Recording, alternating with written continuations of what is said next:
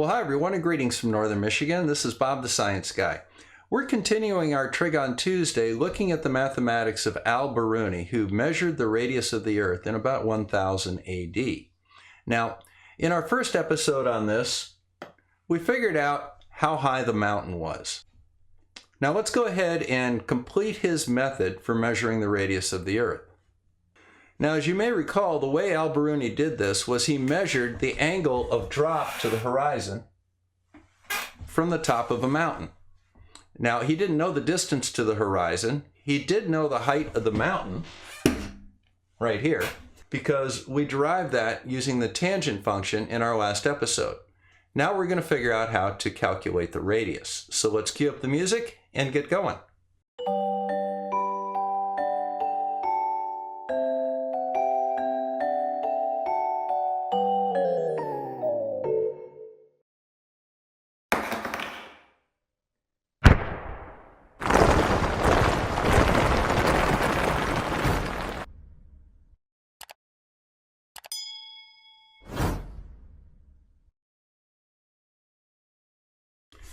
Now, before we start throwing a lot of numbers in here, let's just go ahead and figure out what we're doing. Now, I've drawn the Earth up on the board. The height of the mountain is h, and we've determined that with the formula that we derived during our last episode. Now, what he's doing is he's up here at the top of the mountain, and he's looking down at the horizon, and he's very accurately measuring this angle right here. And that is an angle from the horizontal at his position. Now, there's a couple of things that are interesting here. First of all, this is a right angle. So, this angle is 90 degrees minus that angle. This is also a right angle. So, what we have is that this angle is also that angle. And that's the key part of this method. Now, I wanted to show you the basic overview of the method, but let's go ahead and make that a little bit smaller and go through the mathematics. Now, like most mathematics, the relationship is very easy to state.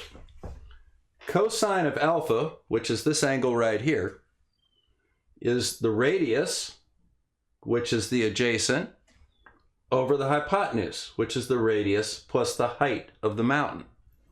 Pretty straightforward. We can rearrange that so that cosine alpha times the radius plus the height equals the radius of the Earth. So what we want to do to solve this is we want to get all the r's on one side of the equation and then solve for it. Now, let's go ahead and start from here. Now, cosine alpha times r plus h equals cosine alpha times r plus cosine alpha times h. And all that equals the radius of the Earth. We haven't changed anything. Now, this one is actually a little bit simpler to solve than our last one was. Now, remember, we want all the r terms on one side. So what we're going to do is we're going to say cosine alpha h equals r minus r times the cosine of alpha. So basically we brought that term and brought it down to here. Now, as you recall from our last episode, we can factor this. So let's go ahead and do that again. Cosine alpha h equals r times 1 minus cosine alpha. Now the solution to this then will be quite simple. So let's go ahead and write the solution to this together. So cosine alpha h divided by this term right here, 1 minus cosine alpha equals r. And that's really all there is to it. It's a very straightforward algebraic expression. Now, let's go ahead and put some real numbers in with this. If we have an observer height of 500 feet, the drop to the horizon will be 0.361 degrees. The cosine of that angle is 0.99998.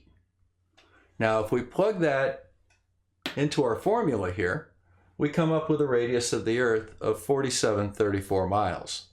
Now, why is it higher than the actual radius of 3959 miles? Well, that's because of refraction.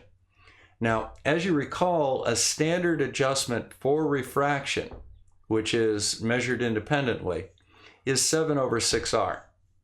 Now, if you divide by 6 over 7, you end up with 4,058 miles and some change. That's within 100 miles or so of the actual radius of the Earth. This isn't a bad method. Now, when Biruni did his measurement, he was using an astrolabe.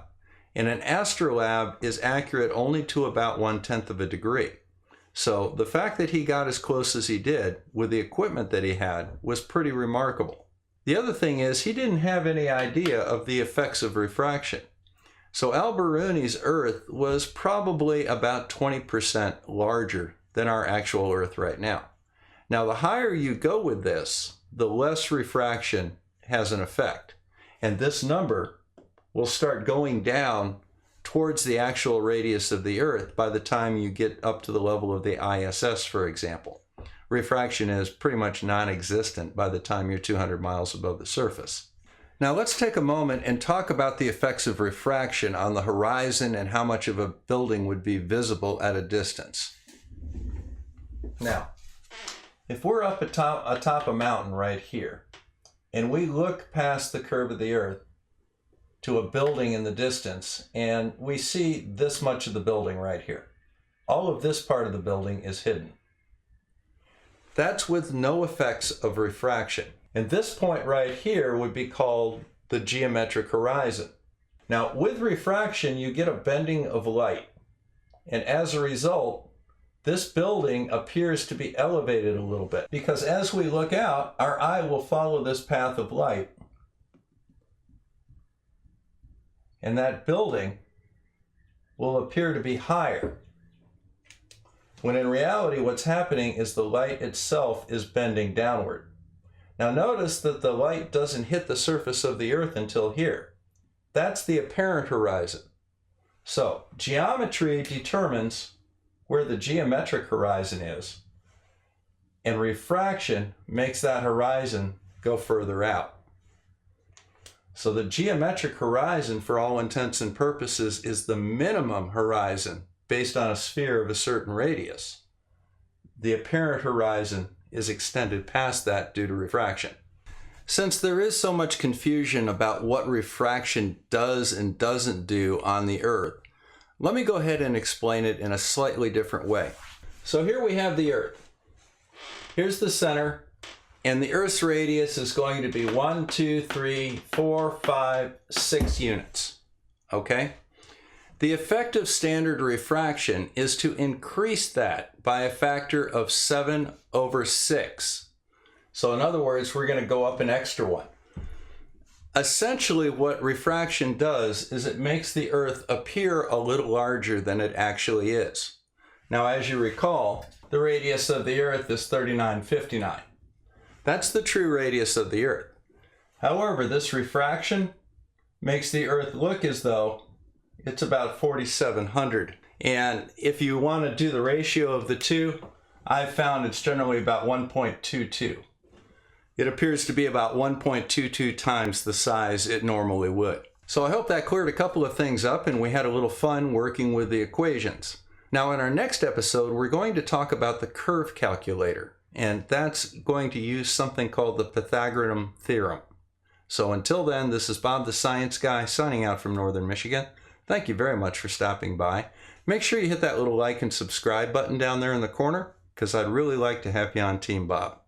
So until we meet again, take care and stay healthy, folks.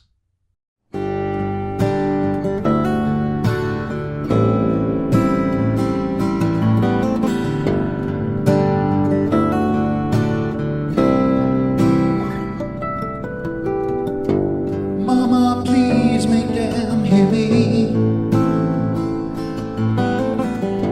or I can't teach them anymore. This rabbit hole's too deep.